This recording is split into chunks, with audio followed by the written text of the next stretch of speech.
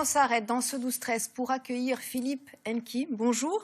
Bonjour. Alors vous aussi, vous avez montré une autre image de Paris dans un ouvrage intitulé « De mon balcon ». Oui. Vous avez immortalisé des scènes de rue dans votre quartier de la République à Paris pendant le premier confinement.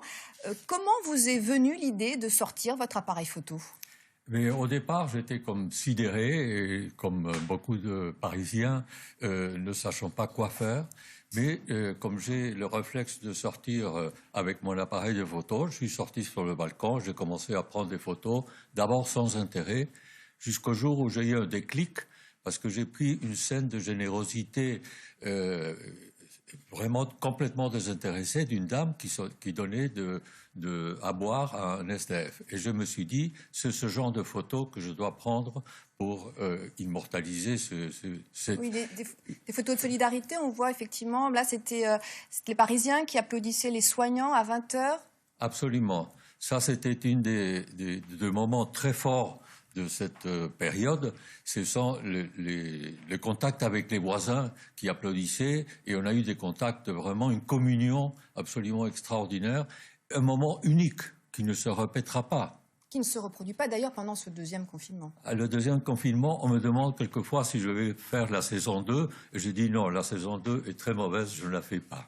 Qu'est-ce que vous retenez d'autre de ces scènes de rue que vous avez vues pendant ce premier confinement ? Je retiens d'abord une générosité et une fraternité absolument extraordinaires. Les conditions étaient splendides parce qu'il y avait non seulement un temps magnifique, Paris limpide sans pollution, mais aussi un sentiment de générosité, une communion spirituelle qu'on ne retrouve pas du tout dans ce confinement. Je retiens ça, je retiens des scènes de tendresse, de scènes de communion, de scènes les SDF qui étaient omniprésents dans la rue, et donc des scènes de générosité, des scènes très très particulières. Est-ce que ce travail vous a permis de donner un sens à votre confinement ? Ah, complètement. À mon confinement et même à mon deuxième confinement, parce que je suis en train de travailler sur le livre. Ça m'a donné absolument un sens et une création et des contacts, énormément de contacts avec les gens, avec les passants, avec les voisins. Ouais, parce que c'est ça aussi dont on a souffert, c'est ce manque de contact. Absolument. Le paradoxe, c'est que j'étais confiné et j'ai plus de contacts que quand je sors dans la rue. Et il y avait plusieurs paradoxes. L'autre, c'était que les rues de Paris étaient absolument vides de voitures et qu'il y avait des lecteurs qui se promenaient au milieu du boulevard. Alors, si on veut acheter votre livre, comment on fait ?